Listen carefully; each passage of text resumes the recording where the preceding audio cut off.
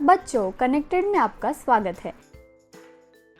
हम सभी जानते हैं कि चीजें जीवित या गैर जीवित होती है और वे कुछ गतिविधियां करती है। बच्चों, आज हम विज्ञान में एक नए अध्याय का अध्ययन करेंगे, कोशिका संरचना एवं प्रकार्य, जिसमें हम कोशिका की संरचना का अध्ययन करेंगे और यह कैसे कार्य करती है यह जानेंगे। कोशिका किसी अंग की संरचनात्मक इकाई को कहते हैं। हम इमारत की ईंटों के साथ एक कोशिका की तुलना कर सकते हैं। 1665 में रॉबर्ट हुक ने कोशिका की खोज की थी। जब उन्होंने कॉर्क का एक टुकड़ा लिया, इसे एक सूक्ष्मदर्शी यानी माइक्रोस्कोप के नीचे देखा तो उन्हें छोटे बक्से की तरह संरचना मिली। कॉर्क पेड़ की छाल के एक हिस्सा को कहते हैं। वे शहद की कंघी की तरह दिखते हैं। उन्होंने उन्हें कोशिका नाम दिया। कोशिका अलग अलग आकार की होती है और विभिन्न प्रकार के जीव अलग अलग कोशिकाओं से बने होते हैं। क्या आप जानते हैं कि मुर्गी का अंडा वास्तव में एक एकल कोशिका है जिसे सामान्य आँखों से देखा जा सकता है।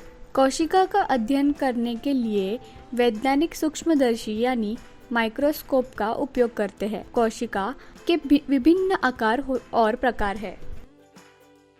मानव शरीर में खरब कोशिकाएं हैं और कोशिकाओं के विभिन्न समूह अलग कार्य करते हैं। एक से अधिक कोशिकाओं से बने जीवों को बहुकोशिकीय जीव कहा जाता है। बहु का अर्थ है कई और कोशिकीय का मतलब है कोशिका। उदाहरण, मनुष्य एक कोशिका से बने जीव को एकल कोशिकीय जीव के रूप में जाना जाता है। एकल का अर्थ होता है एक और कोशिकीय का मतलब होता है कोशिका। एकल कोशिकीय जीव में केवल एक कोशिका सभी कार्य करती है, लेकिन बहुकोशिकीय जीव में कोशिकाओं के विभिन्न समूह विभिन्न प्रकार के कार्य करते हैं। बहुकोशिकीय जीवों में कई कोशिकीय ऊतक बनाती है और कई ऊतकों से एक अंग बनता है और विभिन्न अंग अलग अलग कार्य करते हैं।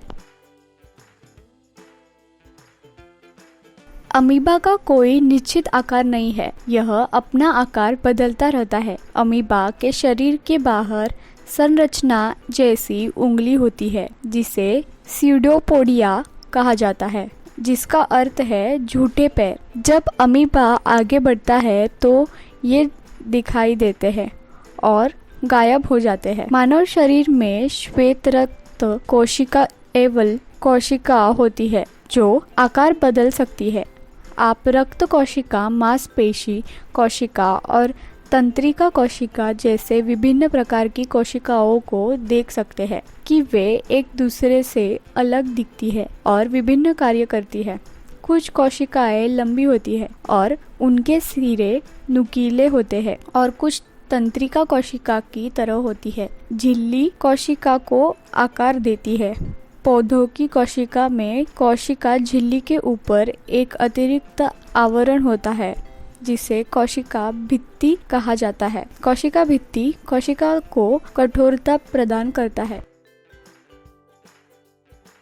कोशिका विभिन्न आकारों की होती है। कुछ माइक्रो सेंटीमीटर जितने छोटे होते हैं तो कुछ सेंटीमीटर जितने बड़े। उनमें से अधिकांश सूक्ष्म है और नग्न आँखों से नहीं देखा जा सकता। इसे देखने के लिए आपको एक माइक्रोस्कोप की आवश्यकता होती है। कोशिका का आकार जीव के आकार पर निर्भर नहीं करता है, जिसका अर्थ है कि यह आवश्यक नहीं है कि एक हाथी की कोशिका चूहे की कोशिका से बड़ी हो। कोशिका के मूल भाग झिल्ली, कोशिका द्रव और केंद्रक है। कोशिका द्रव्य और केंद्रक एक दूसरे के करीब है। झिल्ली प्लेज्मा झिल्ली के रूप में जाना जाता है।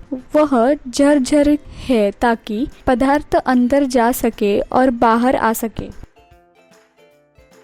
कोशिका की सीमा को कोशिका झिल्ली कहा जाता है। यह कोशिका झिल्ली कोशिका के आकार के लिए जिम्मेदार होती है, लेकिन पादप कोशिका में कोशिका झिल्ली के ऊपर एक अतिरिक्त परत होती है जिसे कोशिका भित्ति कहते हैं। इसका कारण यह है कि उन्हें हवा, तापमान, वायुमंडलीय नमी आदि से सुरक्षा की आवश्यकता होती है। कोशिका द्रव्य जेली जैसा पदार्थ है जो कोशिका झिल्ली और केंद्रक के बीच पाया जाता है। कोशिका द्रव्य में कोशिका के अन्य कोशिकांग पाए जाते हैं। यहाँ माइटोकॉन्ड्रिया, ग्लूकोकाई, राइबोसोम आदि पाए जाते हैं।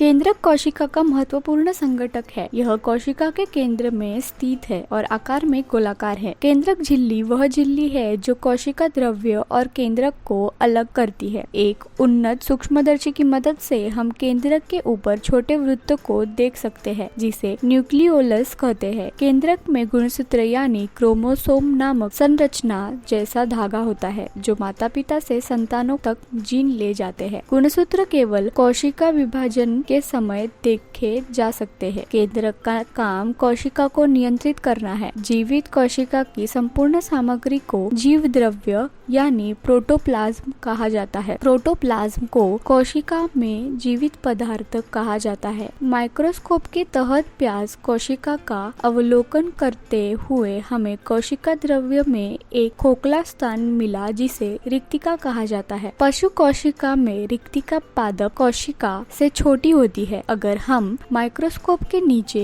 एक ट्राडेस्टेशिया पत्ती देखते हैं तो हमें कोशिका द्रव्य में छोटे रंग के शरीर मिलेंगे। उन्हें प्लेस्टिड कहा जाता है। वे पौधों की कोशिका में पाए जाते हैं। हरे वर्णन को क्लोरोफिल कहते हैं। वे पत्ती को हरा रंग प्रदान करते हैं। जब हम एक पशु कोशिका की तुलना पादप कोशिका से करते हैं तो हम पाएंगे कि पशु कोशिका में कोशिका भित्ति नहीं होती। पादप कोशिका की तुलना में पशु कोशिका की रिक्तिकाएं छोटी होती है और पशु कोशिका में प्लास्टिड नहीं होते हैं। चलिए कुछ प्रश्न उत्तर करते हैं।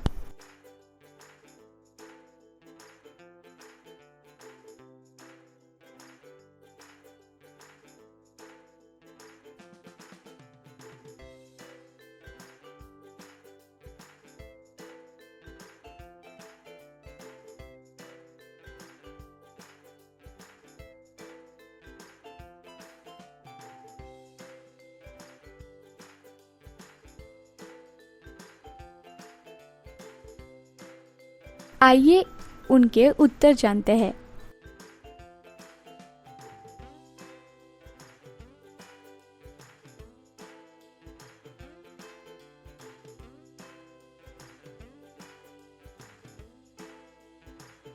बच्चों, पाठ यही समाप्त हुआ। उम्मीद है कि आपको मजा आया होगा। धन्यवाद।